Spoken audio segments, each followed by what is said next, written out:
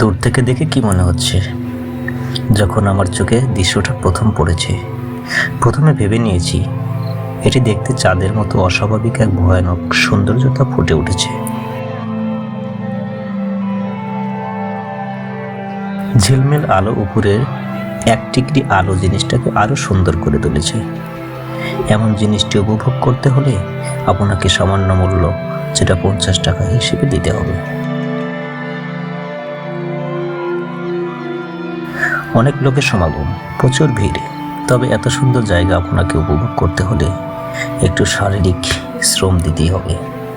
শারীরিক শ্রম কথাটি এজন্যই বলছি, কারণ টিকিট করতে হলে পুরাতন জুতা পরে যাওয়া যাবে না, ধাক্কায় ছিঁড়েও যেতে পারে।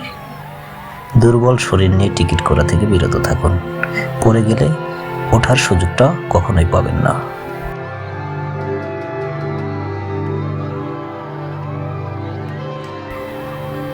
যখন এটি আপনারা দুলতে দেখবেন, তখন অনেকটা ঝড়ের কবলে থাকা সামুদ্রিক নৌকার মতো দেখাবে। তখন আর স্বাভাবিক চাঁদের দৃশ্য পাবেন না।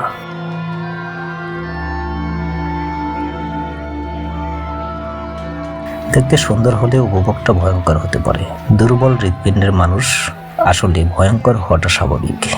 যদি শক্ত করে আপনি ধরে রাখতে পারেন, তাহলে এই উপভোগ আপনার জন্য গ্রহণযোগ্য।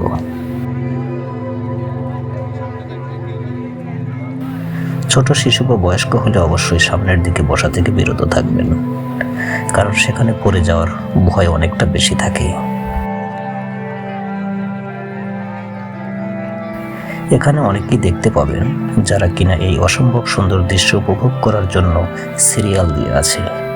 আবার কেউ ভয়ের কারণে উপরে উঠে উপভোগ করার থেকে দূর থেকে দৃশ্য দেখতে বেশি আনন্দিত হচ্ছে। আমিও তাদের মধ্যেই একজন। দূর থেকে দেখেই বেশি আনন্দিত হচ্ছি।